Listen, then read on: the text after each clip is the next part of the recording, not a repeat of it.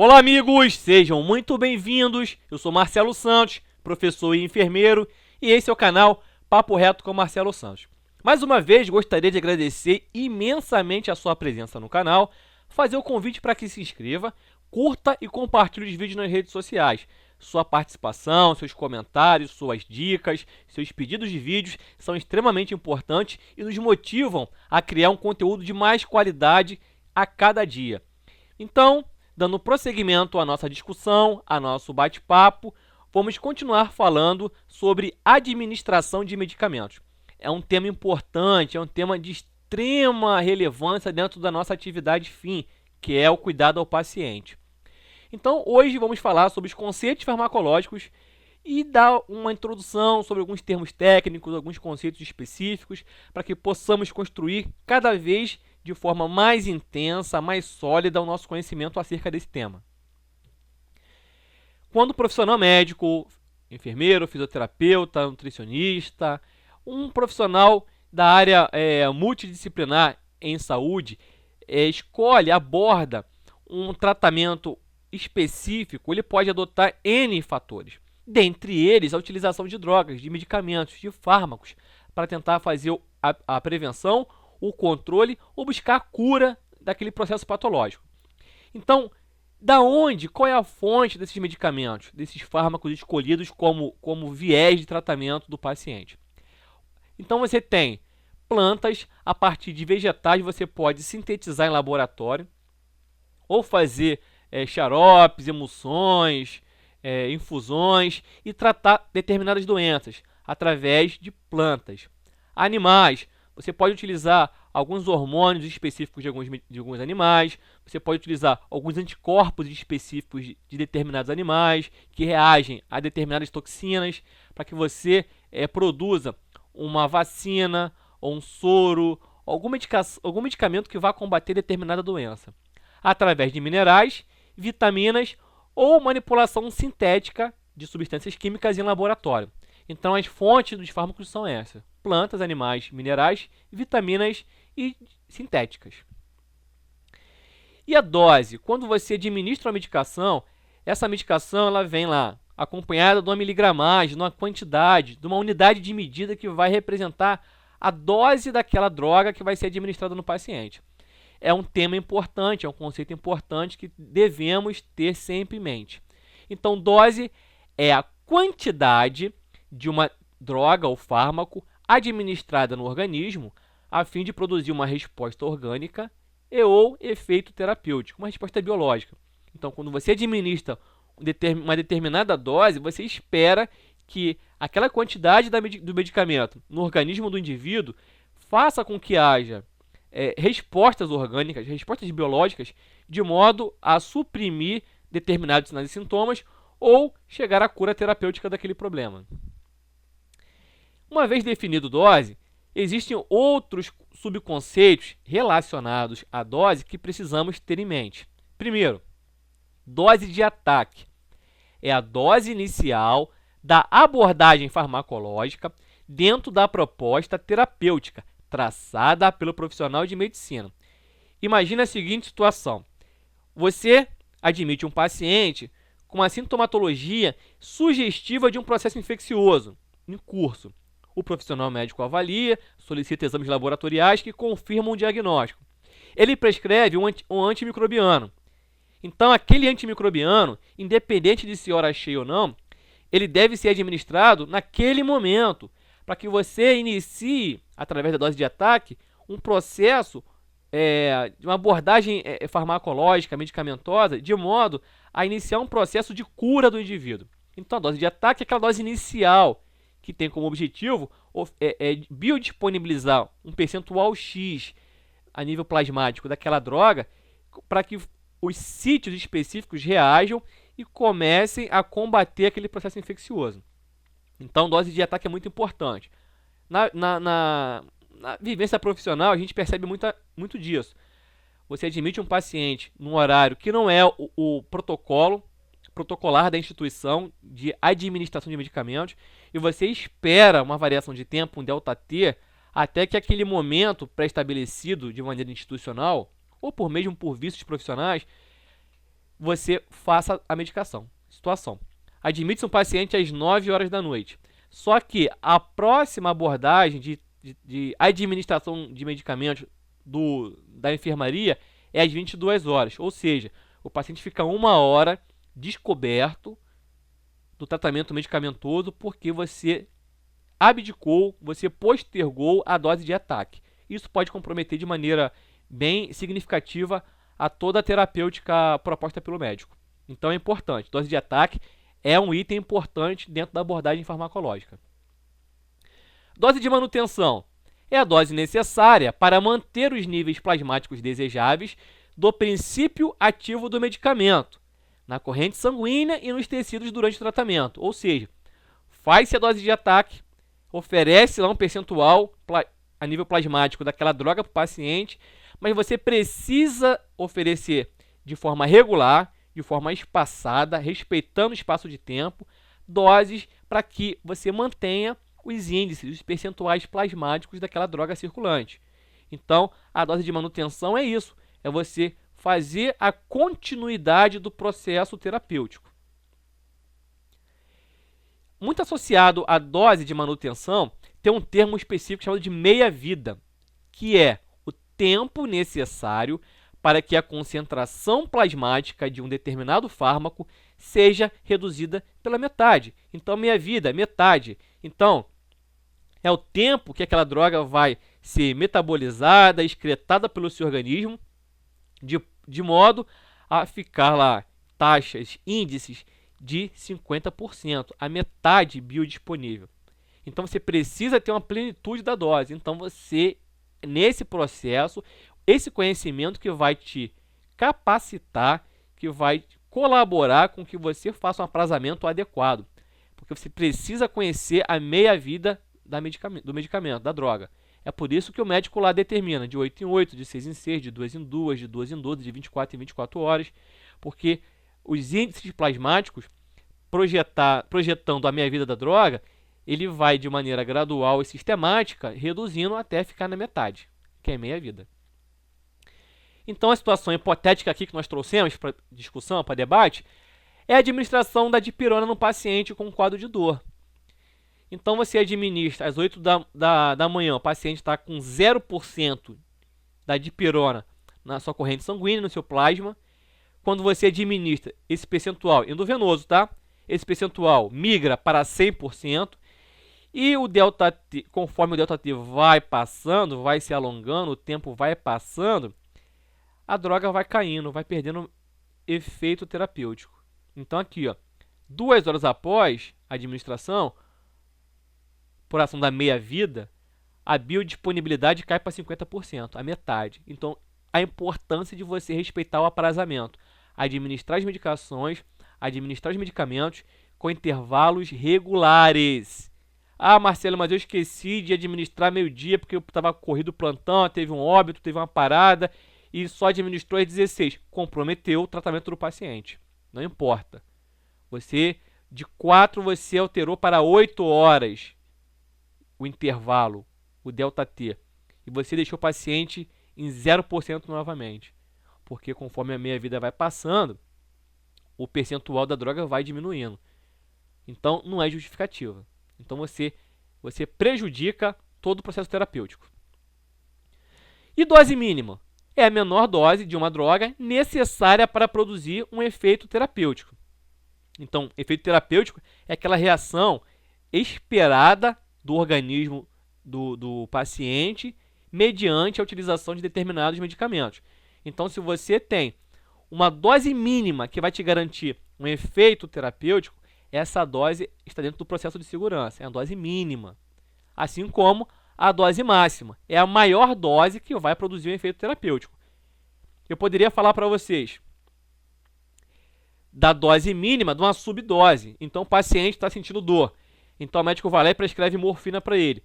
Mas a quantidade, os miligramas da morfina prescrito, são insuficientes, estão abaixo da dose mínima prevista ou indicada para responder, para produzir um efeito biológico de supressão da dor. Então, seria uma subdose, não a dose mínima. A dose mínima é a menor dose possível que vai produzir um efeito terapêutico. E dose tóxica é a dose de uma droga que ultrapassa a dosagem terapêutica, causando perturbações orgânicas. Temos a dose mínima, dose máxima. Esse intervalo é de segurança. A dose mínima é a menor quantidade, menor percentual da droga que produz efeitos terapêuticos esperados. E a máxima é a maior dose terapêutica que vai produzir uma resposta biológica. Perfeito? Acima dessa dose máxima, eu tenho a dose tóxica. Então já começa a causar perturbações orgânicas sistêmicas graves no indivíduo. E quando isso se torna crônico ou agudo, você tem a dose letal. É a dose de uma droga necessária para provocar alterações orgânicas fatais. Então a dose letal, você mata o indivíduo. Uma dose tóxica, você vai intoxicar o paciente. Vai ter alterações orgânicas, disfunções, perturbações orgânicas sistêmicas significativas. Já letal, você mata o paciente. Então aqui tem para você aqui, ó, um eixo XY aqui, ó, um gráfico que vai mostrar para você quais são as áreas de segurança. Então aqui é a região terapêutica. Então tem aqui, ó, a dose mínima, esse tracejado aqui inferior, e a dose máxima. Essa é a faixa de resposta terapêutica. É onde você quer trabalhar. Então quando fala assim, meia-vida da droga, então ela está sempre trilhando aqui esse caminho. Ele nunca está abaixo, uma subdose ou uma sobredose, que vai causar um efeito tóxico ou letal. Então, nossa linha de trabalho é a dose região terapêutica. E efeito idiosincrásico. Muitos já ouviram falar de idiosincrasia, situações adversas. Então, vamos debater agora esse assunto. O efeito idiosincrásico é o efeito imprevisível que uma medicação pode causar no organismo, também conhecido como efeito rebote. Marcelo, admitimos um paciente, estava com agitação psicomotora, foi administrado um diazepam intramuscular e o paciente agitou ainda mais. Exato, isso é efeito idiosincrásico, isso é efeito rebote. É você fazer um efeito contrário. Se a medicação é para sedar, o paciente agita. Se é para analgesiar, o paciente fica com maior sensibilidade da dor. Então, é o efeito contrário, o efeito rebote, efeito idiosincrásico.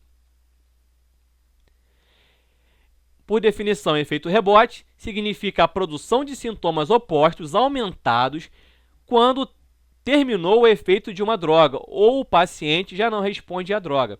Se uma droga produz um efeito rebote, a condição em que ela foi usada para tratar pode retornar ainda mais forte quando a droga é descontinuada ou perde a eficácia. Então, efeito rebote é o efeito contrário. E o efeito adverso?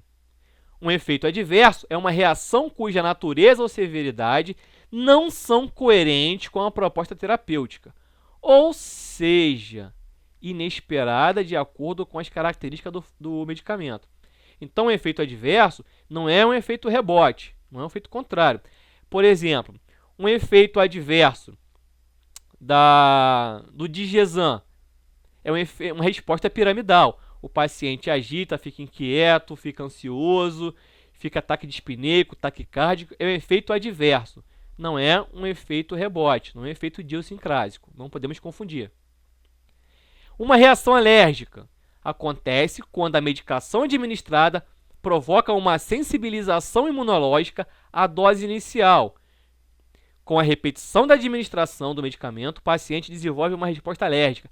É tal qual quando o paciente tem contato com alguma toxina num primeiro momento e na segunda experiência, em contato com aquela mesma toxina ou substância, ele apresenta, o sistema imunológico dele produz anticorpos específicos contra aquela substância e uma vez apresentada num segundo momento aquela substância, ele vai ter reações orgânicas específicas, uma reação inflamatória abrupta, aumentada, vai ter uma reação alérgica. Isso é o conceito de reação alérgica a medicamento. Então, até aqui, espero que todos tenham absorvido esse conhecimento e vamos dar prosseguimento a outro item importante: interação medicamentosa. Isso aqui é o plano de fundo para um debate mais profundo, mais polêmico que vamos ter mais à frente. Quando uma medicação modifica a ação da outra, sendo comum em indivíduos que utilizam vários medicamentos concomitantemente. Ou seja, a interação medicamentosa é quando uma droga altera a ação da outra. Esse medicamento pode potencializar, reduzir o efeito ou simplesmente anular, que é conhecido como sinergismo. Ele pode ter um sinergismo positivo, que é de aumentar, potencializar a ação daquela droga. Ele pode ter um sinergismo negativo, que é reduzir ou anular a ação do outro medicamento. Situação hipotética aqui. O paciente é agitado. Então, você vai fazer o que para esse paciente? Uma medicação para fazer o quê? Para fazer uma depressão, uma redução da agitação psicomotora do paciente. Então, fazer uma diminuição do sensório do paciente, preservando vias aéreas, atividade cardiovascular, mas fazer com que ele fique mais tranquilo, mais calmo. Faz um benzodiazepínico no paciente. Mas só que, paralelo a esse benzodiazepínico, você administra uma outra medicação que vai fazer uma depressão do sistema nervoso central aumentada. Você queria só sedar o paciente, deixar ele tranquilo. Você conduziu, através da combinação, da concomitância de duas drogas, ao coma farmacológico. Então, se você faz utilização de uma medicação que, paralela a outra, potencializa, então é sinergismo positivo. Se faz uma redução ou anula, é um sinergismo negativo. Isso é interação medicamentosa. Pano de fundo para discutirmos o que? Aprazamento. Falaremos mais à frente. O aprazamento é a organização do plano terapêutico medicamentoso instituído aos pacientes, seguindo um padrão de intervalos regulares de horários intimamente associado ao quadro clínico e hemodinâmico, a rotina de cuidados da enfermagem, de médicos e do serviço de farmácia. Ponto.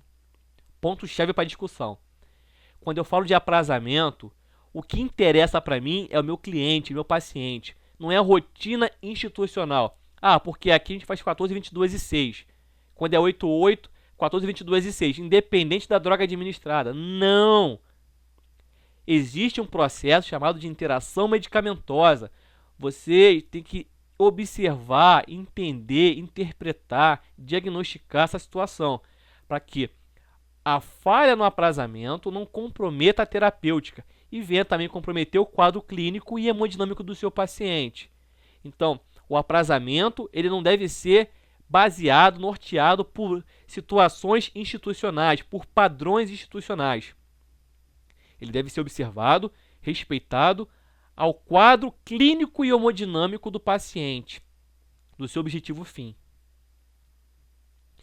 A distribuição de horários em momentos padronizados e fixos contribui para que vários medicamentos sejam dados no mesmo momento para o mesmo paciente, podendo causar interações medicamentosas.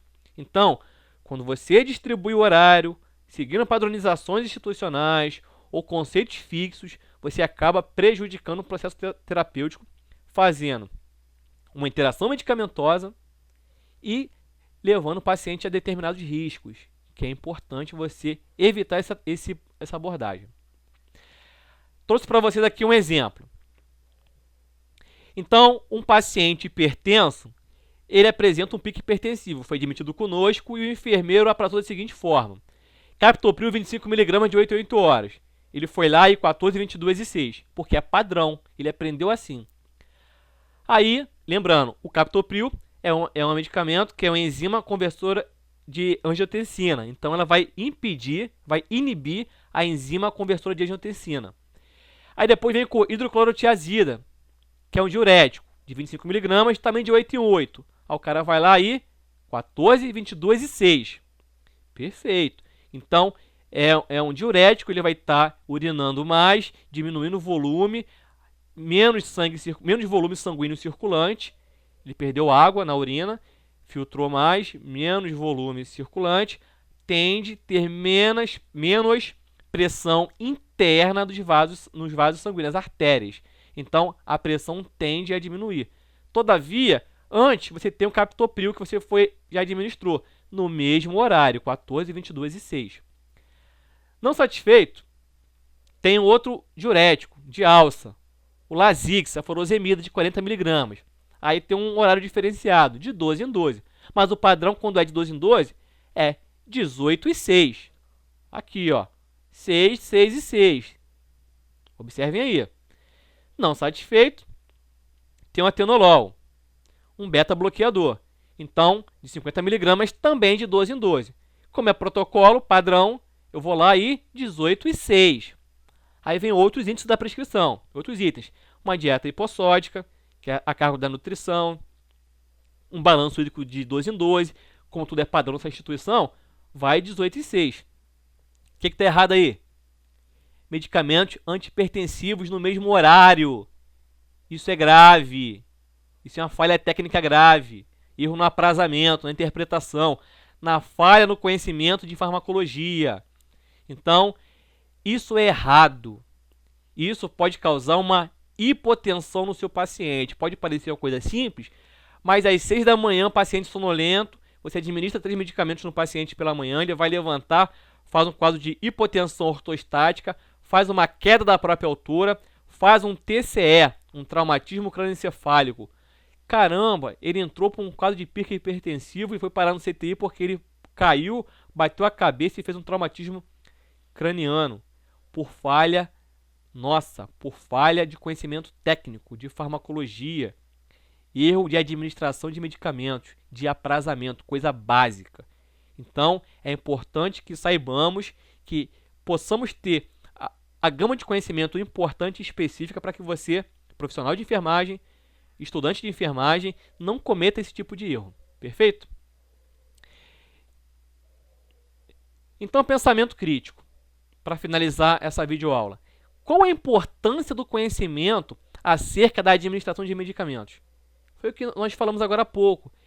É a base da terapia, é a base do cuidado. Você oferece segurança ao seu cliente. Quando você detém conhecimento, você oferece proteção, segurança. Então, conhecer o que você está fazendo é importante. Garante segurança ao seu cliente. Então, pensamento crítico para vocês. Preservem o seu cliente.